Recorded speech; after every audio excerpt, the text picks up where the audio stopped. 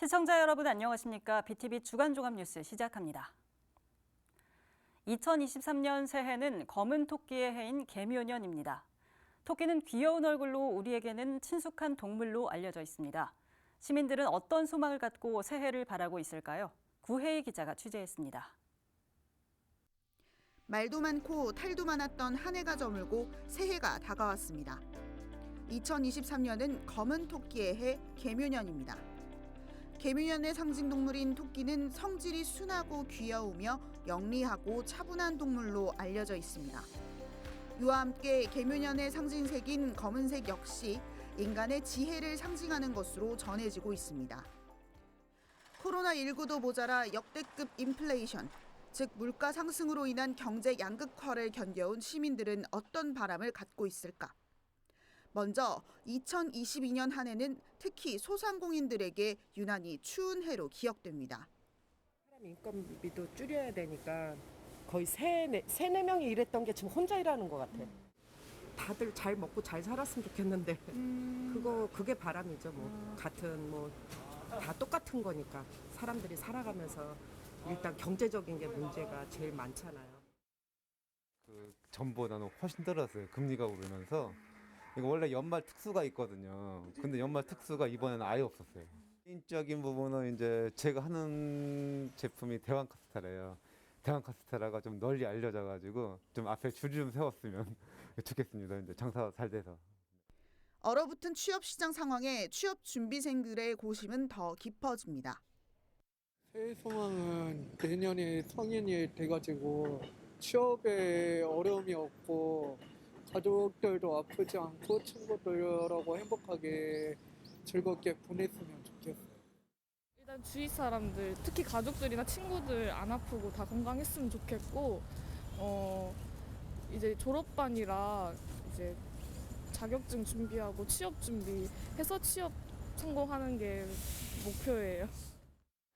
꽁꽁 얼어붙은 경제 상황과 사회적 분위기 속에서도 개묘년 새해에 대한 밝은 희망을 품습니다. 토끼처럼 손님들도 활기 찾으셔서 조금 저희 가게에 오셔서 이제 꽃을 받으시면서 활력 찾으셨으면 좋겠고, 아무래도 조금 더 고객님들도 밝아지셨으면 좋겠고 저희 가게도 그랬으면 좋겠어요. BTV 뉴스 구혜입니다. 새해부터 달라지는 제도들도 많습니다. 영아를 양육하는 가정에 지급하는 부모 급여가 늘어나고 무주택 청년들에게는 주택 임차 보증금 이자가 지원되는데요. 시민들이 많이 사용하는 이음카드는 모바일 결제도 가능합니다. 어떤 것들이 달라지는지 이정윤 기자가 자세히 알려드립니다. 영아를 양육하는 부모에게 지원하는 영아수당. 새해부터는 부모 급여로 명칭이 변경되고 지원금도 대폭 늘어납니다. 만 0세 가정에는 매달 70만 원씩, 만 1세 아동을 양육하는 가정에는 35만 원의 부모 급여를 지원합니다. 학생들을 위한 교복 지원도 확대합니다. 대한교육기관 입학생, 또 인천에 거주하면서 다른 시도의 학교나 대한교육기관에 입학하는 학생들도 교복비 30만 원을 지원받을 수 있습니다. 인천시는 무주택 청년들을 위한 정책도 시행합니다. 청년들의 주거비 부담을 덜어주기 위해 임차 보증금의 90%, 최대 1억 원까지 대출이자 2%를 지원합니다. 자격증 응시료를 최대 10만 원 지원하며 중소 제조기업에 재직 중인 청년 근로자에게는 최대 120만 원의 복지 포인트를 지급합니다. 새해부터는 이음카드 모바일 간편 결제도 가능해집니다. 실물 카드 없이 모바일로 결제가 가능하도록 삼성페이 등을 도입합니다. 문화시설과 주민 편의시설도 대폭 확충하는데 상반기에는 우리나라 최초의 국립세계 문자 박물관이 개관하고 검단 소방서가 새로 문을 엽니다. BTV 뉴스 이정유입니다.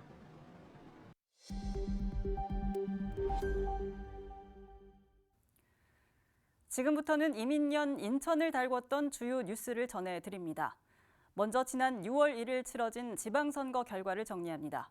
인천시 정부는 물론 기초단체장까지 국민의힘이 압승하면서 지방 권력이 대거 교체됐고 주요 정책에도 변화가 이어지고 있습니다. 이형구 기자입니다. 전현직 시장의 리턴 매치로 주목받은 인천시장 선거. 인천 시민의 선택은 국민의힘 유정복 시장이었습니다. 4년 전 패배를 만회한 유 시장은 제8대 인천광역시장에 올랐습니다. 지방 권력 교체는 곧 정책 변화로 이어지고 있습니다. 유 시장은 4년 전 슬로건 인천의 꿈 대한민국의 미래를 다시 내걸고 두 번째 시정 운영에 속도를 내고 있습니다. 특히 수도권 매립지 정책은 전임 시장과 차별화가 선명합니다. 영흥도 자체 매립지 추진 사업은 폐지하고 대체 매립지 확보에 주력한다는 구상입니다. 인천 지역 화폐 인천이음도 캐시백 비율 조정 등 개편 방안을 제시하며 전임 시정부와 차별화된 정책을 보이고 있습니다. 내항과 동인천 일대를 개발하는 제물포 르네상스와 영종과 광화 일대를 개발하는 뉴 홍콩시티 등 거대 프로젝트도 새로운 도약을 위한 혁신의 토대로 보고 속도를 내고 있습니다. 싱가포르의 마리나베이 샌즈다. 그것이 내륙에 있었으면 효과가 없어요. 시드니 오페라 하우스가 항만 바다에 끼지 않으면 그건 그렇게 효과가 있지가 않아요. 그 인천의 장점은 뭐냐면 이 천혜의 바다를 갖고 있고 항만을 갖고 있고 도서를 갖고 있고. 인천 민심은 기초단체장 선거에서도 교체를 택했습니다. 중구청장과 웅진군수 선거에선 국민의힘 김정원 후보와 문경복 후보가 현직 단체장을 공천한 더불어민주당 후보를 누르고 당선했습니다. 더불어민주당이 장악했던 동구와 남동구, 서구 역시 국민의힘이 깃발을 꽂았습니다. 인천 지역 10개 기초단체 중 7곳을 국민의힘이 가져갔고 무소속으로 승리한 유천호 강화군수 역시 당선 즉시 국민의힘으로 복당했습니다. 인천 지역 기초단체 10곳 중 국민의힘이 8곳을 차지했습니다. 지난 선거에서 9곳을 장악했던 더불어민주당은 4년 뒤 부평구와 계양구 2곳을 수성하는 데 그쳤습니다. 한편 더불어민주당은 함께 치러진 계양구을 국회의원 보궐선거에서 이재명 후보가 당선하며 텃밭을 지켰습니다. PTV 뉴스 이영구입니다. 앞서 보신 것처럼 유정복 인천시장 취임 뒤 많은 정책의 변화가 있는데요. 그중 시민들의 큰 관심을 받는 게 행정구역 개편입니다. 27년 만에 추진하는 행정구역 개편으로 검단구와 영종구, 제물포구를 신설하겠다는 계획인데요. 인천시는 행정구역 개편에 속도를 내고 있는데 넘어야 할 산도 많습니다. 이어서 이정윤 기자의 보도입니다. 유정복 인천시장은 지난 8월 행정구역 개편안을 전격 발표했습니다. 인구가 늘어난 만큼 이에 맞는 행정구역 조정이 필요하다는 겁니다. 현 행정체제가 마련된 건 지난 1995년. 당시 인천 인구는 235만 명이었지만 현재는 296만 명으로 61만 명 늘었습니다. 실제로서는 미래에 합리적이고 또 발전적인 그런 행정을 만들어가기가 어렵고 시민의 또 행복한 삶을 이어갈 수 있는 행정수육 부분에도 적합지 않기 때문에 행정체제 개편이 불가피하다. 행정구역 개편은 2개 군, 8개 구에서 2개 군, 9개 구로 조정하는 게 핵심입니다. 중구 원도심과 동구를 묶어 제물포구로 통합하고 중구 영종도는 영종구로 분리하는 겁니다. 또 인구가 크게 늘고 있는 서구의 경우 검단 지역을 검단구로 분구하겠다는 구상입니다. 중구나 신도시가 형성이 되고 있고 대단히 광활한 면적에서 앞으로 계속적으로 어떤 행정 수요는 폭발적으로 늘어갈 겁니다. 그래서 알아듣기를 동결해서 대략적으로 기존의 서구와 검단구가 분구가 되겠습니다. 이 같은 행정구역 개편 추진에 신도시 지역 주민들은 대부분 환영하는 분위기입니다. 생활권이 전혀 다름에도 불구하고 중구청에 소속돼 있어서 문화, 복지 등등의 그 상대적 피해를 계속 받아왔었거든요. 영종구를 분리구로 하겠다라는 발표에 적극 환영하고 또 그렇게 됨으로써 영종이 실제 항공 또 문화, 레저의 그 중심 도시가 될 수 있는데 발판을 마련했다 이렇게 생각합니다. 관련 지자체들도 행정체제 개편에 뜻을 함께하고 있습니다. 중구와 동구, 서구는 인천시와 업무 협약을 맺고 태스크포스를 구성했습니다. 동구와 중구 원도심은 지역적으로 보인천역을 중심으로 해가지고 정서적으로나 지역적으로나 문화적으로나 역사적으로 상당히 유사한 부분이 많습니다. 그래서 동구와 중구 원도심 합치는 것에 대해서는 찬성하는 분위기가 강합니다. 인천시는 행정체제 개편에 속도를 내고 있습니다. 구의회를 대상으로 설명회를 진행했고 행정부 시장을 단장으로 한 행정체제 개편 실무 전담팀 회의도 시작했습니다. 주민들을 대상으로 한 설명회와 공청회도 계획 중입니다. 인천시는 내년 상반기 연구 용역을 진행할 예정인데 세부적인 개편안과 지역 발전 방안 등이 담길 것으로 보입니다. 유 시장은 2026년까지 행정체제 개편을 완료하겠다는 목표입니다. 하지만 개편이 실현되려면 의견 수렴과 행정안전부 검토, 국무회의 상정 등 넘어야 할 산도 많습니다. BTV 뉴스 이정유입니다. 유정복 인천시장의 공약 1호는 단연 재물포 르네상스입니다. 내항과 주변 원도심을 새로운 도시로 만들겠다는 구상인데요. 해결해야 할 과제도 적지 않습니다. 배상민 기자입니다. 유정복 인천시장의 제1호 공약인 재물포 르네상스. 내항과 주변 중동구 원도심 일대를 문화, 관광, 산업이 융합되는 새로운 도시로 재탄생시키는 사업입니다. 인천시 주도로 속도감 있게 추진해 침체된 원도심 활성화에 획기적인 모델로 만든다는 계획입니다. 이를 위해 민선 8기 취임식도 내항에서 열었습니다. 원도심은 우리에겐 아픈 손가락입니다. 저는 이 아픈 손가락을 치유하겠습니다. 그래서 원도심이 안고 있는 문제를 극복하기 위해서 저는 바로 이곳 재물포 르네상스를 출발점으로 삼았습니다. 어릴 적 꿈을 키웠던 이곳, 바로 근대화 문물이 시작된 이곳, 산업화의 출발지였던 인천, 이제 제2의 인천을 꿈꾸고 있습니다. 유 시장은 첫 해외 순방으로 싱가포르와 호주를 다녀왔습니다. 이들 국가 모두 바다와 항만을 중심으로 세계적인 관광 도시로 발전했다며 인천의 성장 잠재력 역시 해양 문화 관광 컨텐츠 개발에 있다고 강조했습니다. 르네상스 프로젝트도 바로 내항이 갖고 있는 특징을 잘 살려서 이곳이 바로 비즈니스, 그리고 관광, 그리고 주변 지역이 함께 주거지와 어울리는 그런 계획을 갖고 있습니다. 하지만 과제도 적지 않습니다. 해양수산부 소유의 내항 일대 55만 평 소유권을 인천시가 확보해야 합니다. 또 이를 경제자유구역으로 지정받아야 하고 열악한 교통 여건도 개선해야 합니다. 사업비 문제로 공사가 중단된 상상 플랫폼 문제도 여전합니다. 특히 항만업계는 재물포 르네상스 사업을 추진하기 전에 내항의 항만 기능을 대체할 부두를 우선 공급해야 한다는 입장을 보이고 있습니다.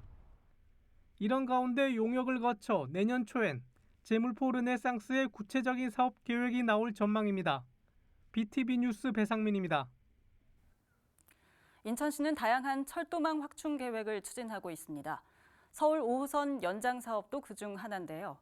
유정복 인천시장은 5호선을 검단뿐만 아니라 강화까지 연장하겠다는 구상입니다.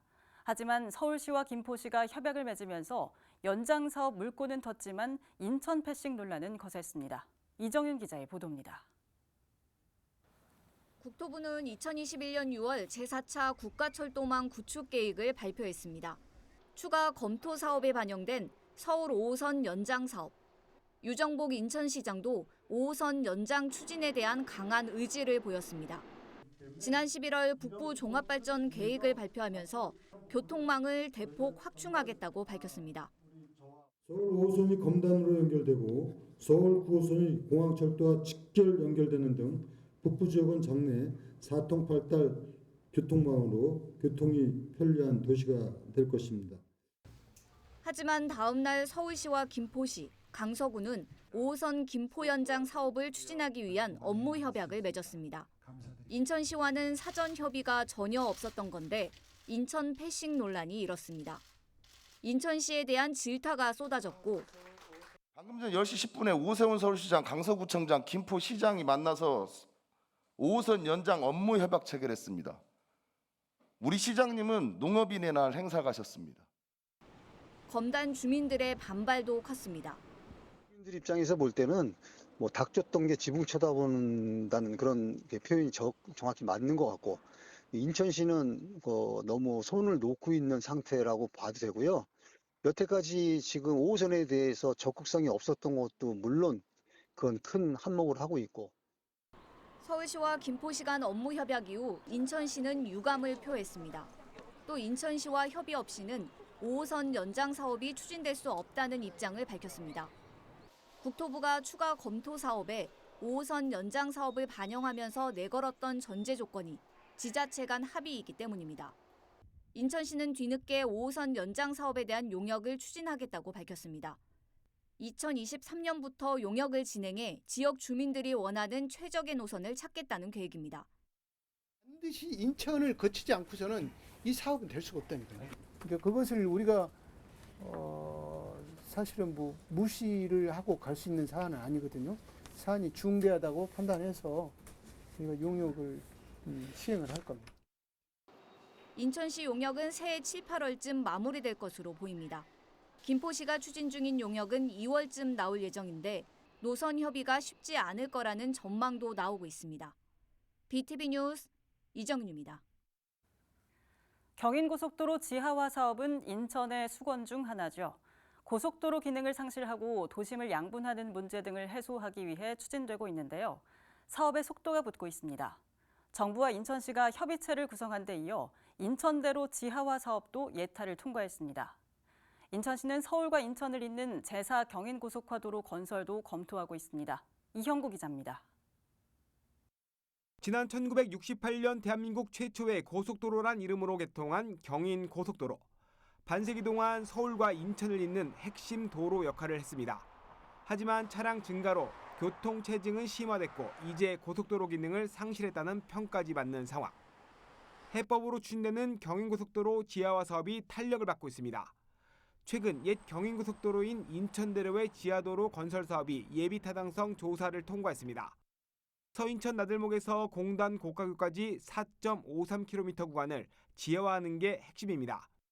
지하에 왕복 4차로를 건설하고 상부에 녹지 공간과 도로를 함께 조성한다는 구상입니다.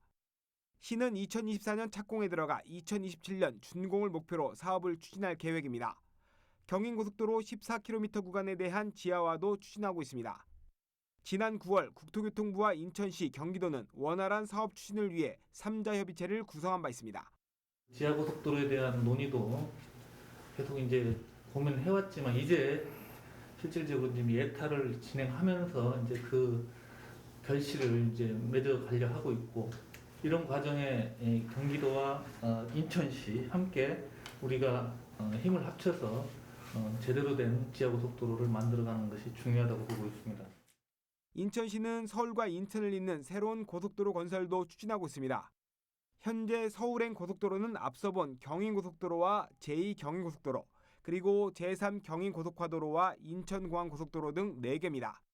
여기에 민간 투자 사업으로 제4 경인고속화도로를 추가로 건설하는 방안을 검토하고 있습니다.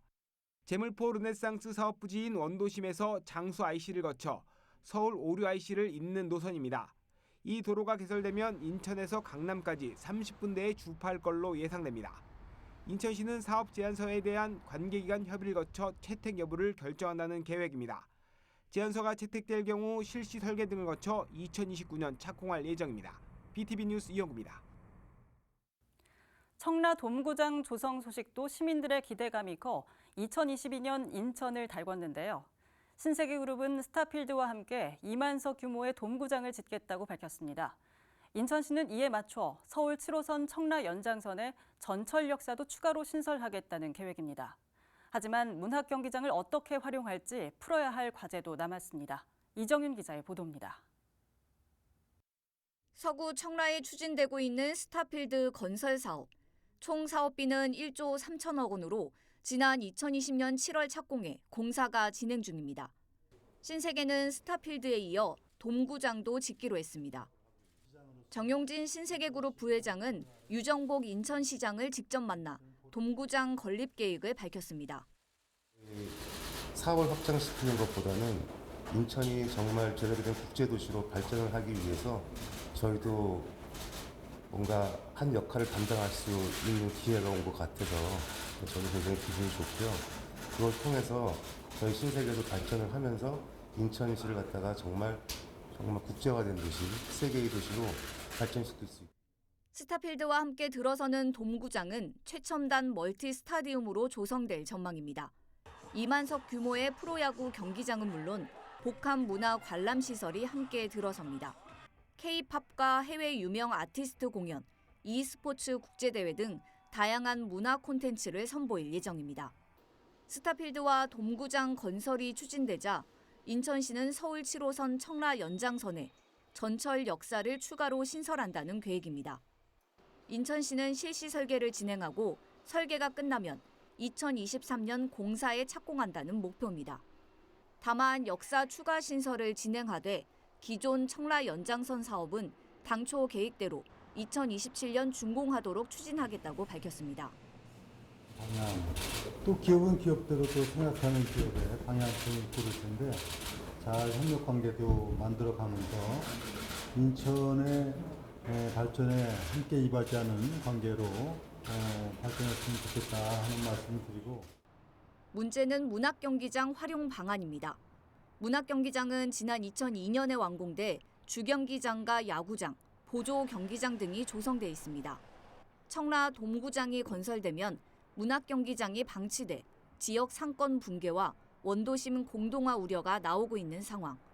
지역 간 갈등으로까지 번지면서 논란은 현재 진행형입니다.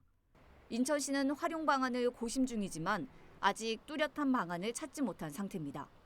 동구장 건설 계획에 청라 주민들의 기대가 크지만 문학경기장 활용 방안이라는 큰 숙제가 남아 있습니다. BTV 뉴스 이정윤입니다. 2022년 인천을 달궜던 주요 소식을 돌아보는 마지막 순서입니다. 인천시와 LH는 소래나들목 건설 사업 책임을 놓고 법정 공방을 벌이고 있는데요.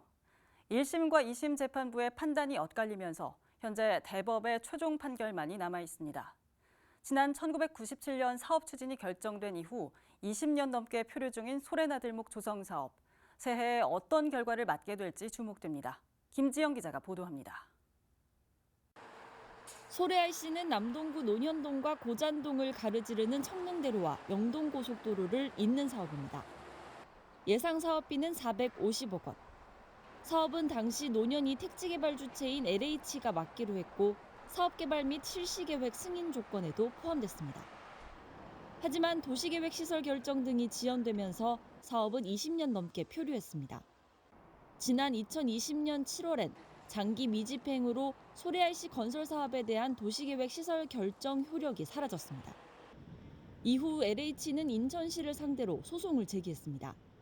도시계획 시설 결정 효력 상실로 인해 소래RC를 건설할 법적 의무가 사라졌다고 주장한 겁니다. 1심 재판부는 LH의 주장을 받아들일 수 없다며 인천시의 손을 들어줬지만 항소심 결과는 달랐습니다. 인천시가 과거 논현 2지구 개발 당시 LH에 제시한 소래RC 설치 조건이 무효라면서 LH 승소 판단을 내린 겁니다.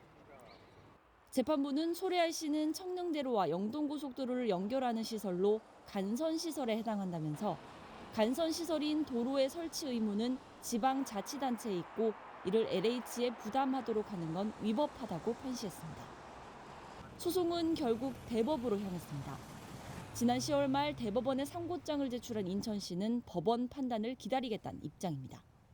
소송이 길어지면서 피해는 결국 주민들의 몫이 됐습니다. 논현동 주민들은 주민은 온데간데 없는 책임 공방만 이어지고 있다면서 인천시는 소송과는 별개로 각 기관의 협의를 이끌어내도록 노력해야 한다고 강조했습니다. 지난 1997년 사업 추진이 처음 결정된 이후 20년 넘게 표류해온 소래RC 조성사업. 새해에는 종지부를 찍을 수 있을지 대법원의 최종 판단에 관심이 쏠리고 있습니다. BTV 뉴스 김지영입니다. 2022년 가장 큰 이슈로 꼽을 수 있는 분야 중에 하나는 부동산 시장의 가파른 하락세를 들 수 있을 겁니다. 일부 민간 연구원에서 조사한 자료에 따르면 지난 외환위기 이후 24년 만에 가장 큰 하락폭으로 분석됐습니다. 구혜희 기자의 보도입니다. 2021년까지 고공행진을 보인 부동산 시장. 그중 인천은 전국 최고의 상승세를 보였는데 하락폭 역시 전국 최고 수준입니다. KB KB부동산이 조사한 자료를 보면 1월부터 12월까지 전국 아파트 매매 가격은 3.43% 하락했습니다. 특히 수도권의 경우 지난해 집값이 제일 크게 올랐던 인천이 6.54% 하락했고 경기도가 5.47%, 서울이 3.19%로 그 뒤를 이었습니다. 이는 지난해 IMF 때인 1998년 이후 24년 만에 가장 큰 하락폭입니다. 인천 내에서도 연수구와 서구의 하락폭이 더욱 두드러집니다. 지난해 10억 이상 선에서 거래됐던 아파트 매물이 반토막으로 떨어졌습니다. 인천 지역의 거래량은 거의 전무한 수준입니다. 매도에는 이제 한 10을 기준으로 했을 때 9 정도 되는 것 같고 그중에 이제 급매를 찾아서 매수하시려는 수준이 1 정도, 그러니까 9대 1 정도 되는 것 같아요. 가격은 계속 무너지는데 이제 거래는 실제로 이루어지지가 않아요. 그러면은 여기서 얼마나 더 떨어져야 되는지 그런 것도 저도 의문이기도 하고. 게다가 멈출 줄 모르고 계속 떨어지는 추세여서 전문가들은 새해까지 부동산 경기 침체가 이어질 걸로 내다보고 있습니다. 부동산 시장의 하락 원인은 고금리와 고물가 등의 경제 위기 여파가 주된 원인으로 꼽힙니다. 주택산업연구원은 2023년 전국 주택가격이 3.5% 떨어질 것으로 전망했고 한국건설산업연구원은 2.5% 하락할 것으로 분석했습니다. KDI도 비슷한 맥락의 분석 자료를 내놨습니다. 급격한 금리 인상이 지속되면서 주택가격이 전국적으로 하락하였고요. 이와 같은 흐름은 내년 상반기까지도 지속될 것으로 예상이 됩니다. 특히 인천의 경우에는 금년과 내년의 입주 물량이 이제 평년 대비 많은 편이기 때문에 금리 인상의 영향에 공급 영향까지 겹쳐서 하향세가 이어질 것으로 보입니다. 대한건설정책연구원 역시 내년 수도권 아파트 매매 가격이 3에서 4%가량 추가로 하락할 것으로 내다보면서 부동산 열기가 살아나기는 쉽지 않을 것으로 보입니다. BTV 뉴스 구혜입니다. 연세대 국제캠퍼스에 조성되는 송도 세브란스 병원이 착공했습니다. 2026년에 800병상 규모의 병원이 문을 열 예정인데요. 송도 국제도시 내 바이오 기업과 대학, 연구소 등과 연계한 바이오 클러스터의 핵심 축을 담당할 걸로 기대됩니다. 이형구 기자입니다. 송도 세브란스 건립 사업이 첫 삽을 떴습니다. 인천경제청은 연세대 국제캠퍼스 내 병원 부지에서 착공식을 열고 사업의 시작을 알렸습니다. 송도 세브란스 병원은 800병상 규모로 세워집니다. 오는 2026년 12월 문을 열 예정입니다. 인공지능과 빅데이터 등 첨단 기술을 접목한 의료 서비스를 제공한다는 계획입니다. 특히 바이오 산업화 거점 병원의 역할을 할 걸로 기대를 몹니다. 송도에 입주한 바이오 기업과 대학, 연구소 등과 연계한 협력 모델을 구축해 K바이오를 선도하는 바이오 클러스터를 완성한다는 구상입니다. 이곳 지역이 갖고 있는 특성이 바로 바이오 클러스터, 그리고 대학, 연구소 이런 기능이 통합되어 있는 아주 훌륭한 미래의 지역과 국가 성장 동력의 한 축을 담당하게 될 것이다. 인천시와 연세대는 지난 2006년 송도 국제화 복합단지 건립을 위한 협약을 통해 세브란스 병원 건립의 단초를 마련했습니다. 그 사이 국제 캠퍼스와 개발 사업은 속도를 내는 데 반해 병원 건립은 미뤄지면서 우려의 목소리를 낳았지만 16년 만에 첫 삽을 뜨게 됐습니다. BTV 뉴스 이영구입니다. 이르면 오는 2027년에 비행기로 백령도에 갈 수 있을 전망입니다. 백령공항 건설 사업이 3번의 도전 끝에 예비 타당성 조사를 통과했습니다. 구혜희 기자입니다. 인천에서 뱃길로 222km를 달려야 도달하는 백령도. 콩돌 해안과 두문진, 사고태변 등 천혜의 자원이 관광객의 발길을 사로잡습니다. 연간 400만 명이 여객선으로 섬을 찾는데 문제는 결항률입니다. 여객선 운항률은 65%로 사흘의 하루는 배가 뜨지 않습니다.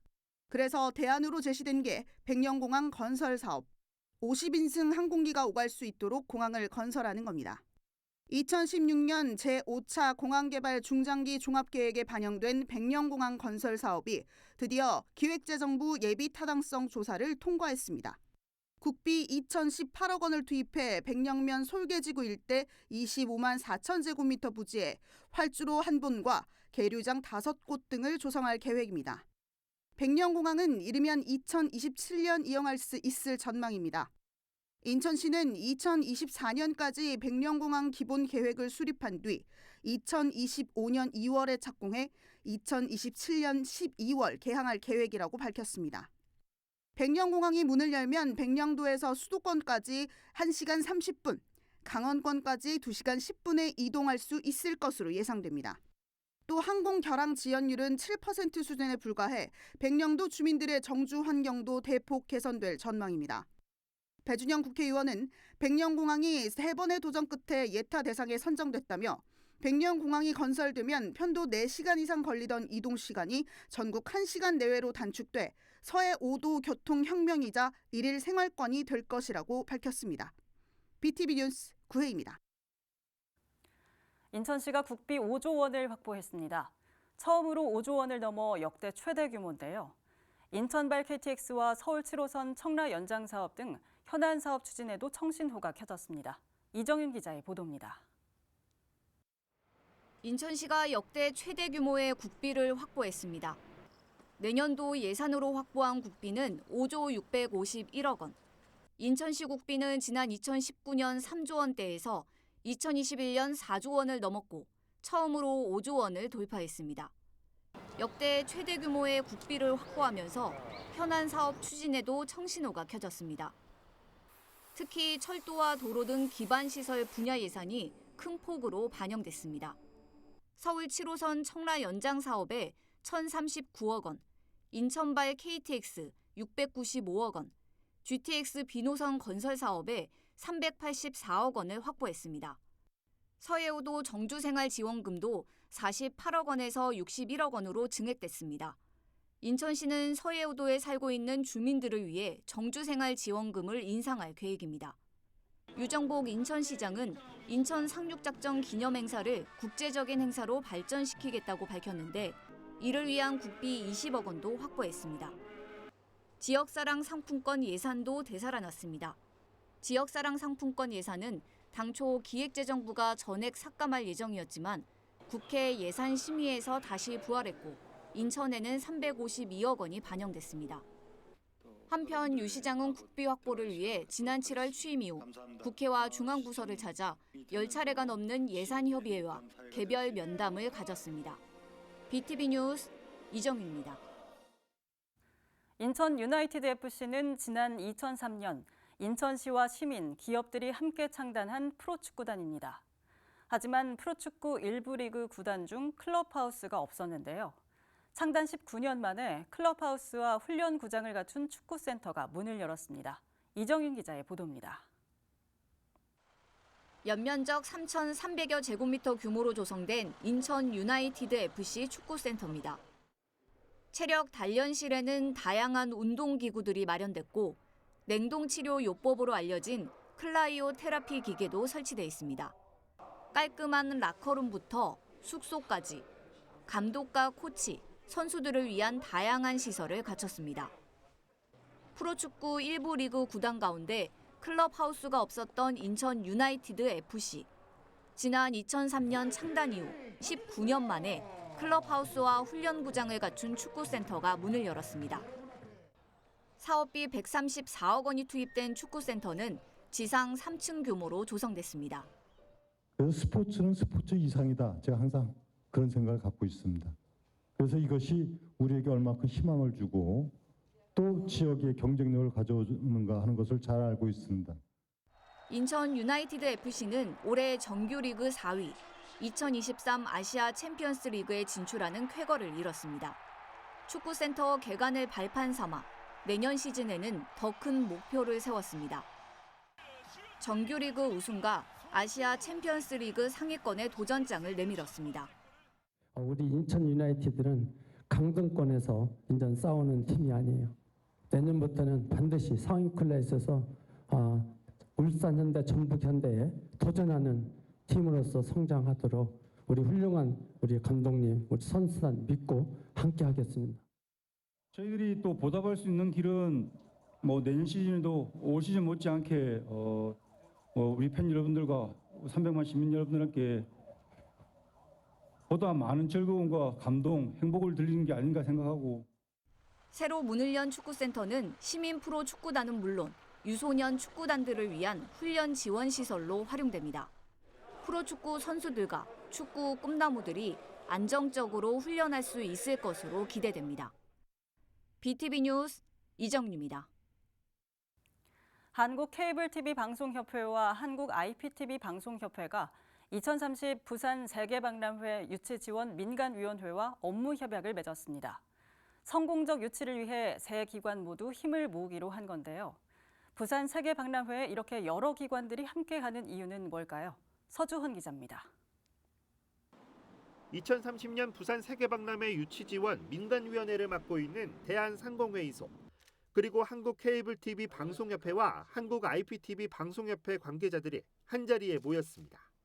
지역 뉴스 보도와 프로그램, 홍보 영상 송출 등 각 협회들의 방송 매체가 성공적인 박람회 유치를 위해 힘을 보태기로 한 겁니다. 유치 성공하기 위해서는 다른 것도 중요하지만 우리 일반 시민들, 국민들의 열기가 매우 중요합니다. 방송 사업자 등을 회원사로 보유하고 있는 이 양 협회의 그런 지원이 절대적으로 필요합니다. 이렇게 여러 기관들이 2030 부산 세계박람회 유치와 함께하는 이유. 부산 세계박람회, 부산엑스포는 대한민국의 국격과 직결되기 때문입니다. 내년 11월 만약 최종적으로 유치하게 되면 올림픽과 월드컵에 더해 3대 대규모 국제 행사를 모두 개최하는 세계 7번째 국가에 들어갑니다. 또 경제적 장점 역시 상당합니다. 예상 관람객만 3,480만 명, 부가가치와 생산 유발 효과는 모두 합쳐 61조에 달하는 것으로 분석됩니다. 이 부산이라는 도시가 정말 글로벌 도시가 이미 되었고 또 앞으로 더 큰 글로벌 도시가 될 수밖에 없는 도시라고 생각합니다. 부산을 찾는 분들이 많고 또 부산의 도시외교와 부산의 발전뿐만이 아니라 대한민국 발전을 위해서도 굉장히 중요한 역할을 하게 된다는 것을 몸소 체험하고 있습니다. 세계박람회는 등록과 인정 두 가지 종류로 나뉩니다. 부산엑스포는 증기기관차를 처음 선보였던 1851년 런던 박람회, 2010년 열렸던 상하이 엑스포와 같은 등록 박람회에 해당됩니다. 5년마다 열리고 참가국이 국가 간 건설 비용을 지불해야 해서 부지만 제공하는 개최국의 비용 부담이 적습니다. 반면 인정박람회는 특정한 주제를 가지고 등록박람회 5년 주기 사이 짧게 개최됩니다. 등록박람회와 달리 면적 규정이 있고 개최국이 각 국가관을 직접 지어야 하는데 지난 1993년 대전, 2012년 여수에서 열렸던 엑스포가 대표적입니다. BTV 뉴스 서주원입니다. 인천 공공의료 강화를 위한 공론회장이 마련됐습니다. 인천 언론인 클럽이 민선 8기 인천 공공의료 강화를 위한 토론회를 열었는데요. 전문가들은 공공병원 확충이 반드시 필요하다고 한 목소리로 말했습니다. NIB 원태규 기자의 보도입니다. 인천의 공공의료 인프라는 전국 17개 시도와 비교했을 때 꼴찌 수준입니다. 인천 인구 10만 명당 공공병원 병상수는 단 33개. 비슷한 규모의 도시인 부산과 대구와 비교해도 턱없이 부족한 상황입니다. 이처럼 열악한 인천 공공의료는 어떻게 강화할 수 있을까? 이를 주제로 시민사회가 참여한 토론회가 개최됐습니다. 발제를 맡은 임준 국립중앙의료원 공공보건의료지원센터장은 인천의 건강 수준이 서울에 비해 매우 취약하다고 문제를 제기했습니다. 또 인천 내에서도 의료 격차가 존재한다며 지역 거점 공공병원의 확충이 필요하다고 제언했습니다. 여기는 확충돼야 되는 거 아니냐. 이게 제2, 제3 인천의료원이 만들어질 필요가 있고 지금 이제 동북진료권에서 우선적으로 만드는 것으로 되어 있는데요. 서북진료권도 좀 만들어져야 될 필요성이 있을 것 같고요. 토론회에 참석한 패널들은 한 목소리로 제2인천의료원의 필요성을 강조했습니다. 조승현 인천시 의료원 원장은 제2의료원이 인천 전체의 공공의료를 강화하는 데 시금성 역할을 할 거라 말했고, 홍수옥 인천평화복지연대 복지팀장은 공공의료 취약으로 발생하는 문제들을 해결하기 위해 제2인천의료원의 조속한 설립이 필요하다고 강조했습니다. 토론회에서는 이 밖에도 인천시 공공의대 설립, 책임의료기관 연계 강화 등의 방안이 제시됐습니다. 인천 언론인 클럽이 주최한 이번 토론회는 인천 공공의료 강화를 위한 방안을 찾기 위해 마련됐습니다. 의견을 많이 경청하면서 시정책, 공공의료를 확대하고 더 개선하는 데 좀 도움이 되는 그런 풀어내가냈으면 좋겠습니다. 지역사회가 지속적으로 인천 지역 공공의료 인프라의 개선을 요구하는 가운데 민선 8기 인천시가 어떤 결과를 내놓을지 주목됩니다. NIB 뉴스 원태규입니다. 2022년 인천 1인당 개인소득은 2,132만 원으로 전국 17개 시도에서 중위권을 차지한 걸로 나타났습니다. 다만 인천 지역 경제는 제조업과 건설업 등이 호조를 보이며 성장률이 큰 폭으로 올랐습니다. NIB 이하영 기자입니다. 통계청이 2021년 지역소득과 관련한 자료를 발표했습니다. 지난해 인천의 1인당 개인소득은 2,132만 원으로 전국 평균인 2,222만 원을 밑돌았습니다. 인천의 인당 개인소득은 전국 17개 시도 중에선 8번째로 중위권에 머물렀습니다. 서울이 2,526만 원으로 가장 높았고 울산과 대전이 그 뒤를 이었습니다. 전국 1인당 개인소득은 2,222만 원이며 서울, 울산, 대전 등은 전국 평균을 상회하였고 제주, 경남, 경북 등은 전국 평균을 하회하였습니다. 인천의 개인소득은 전국에서 중간 수준이지만 지역 경제는 지난해 성장세를 보이면서 반등하는 모양새입니다.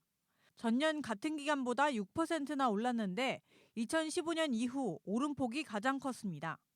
경제 성장률을 산정할 때 쓰이는 실질 지역 내 총생산에서 인천은 제조업이 8.5%의 성장률을 보였고 건설업은 13.4%, 민간 소비는 3.7% 오른 모습을 보였습니다. 통계청은 올해는 반도체와 제조업 등의 호조로 성장률이 전국적으로 증가했다면서 코로나19가 한창이던 2020년과 비교했을 땐 기저효과 측면도 있다고 덧붙였습니다. NIB 뉴스 이하영입니다. 미추홀구가 2023년부터 구에서 운영하는 공공체육시설을 유료로 전환합니다.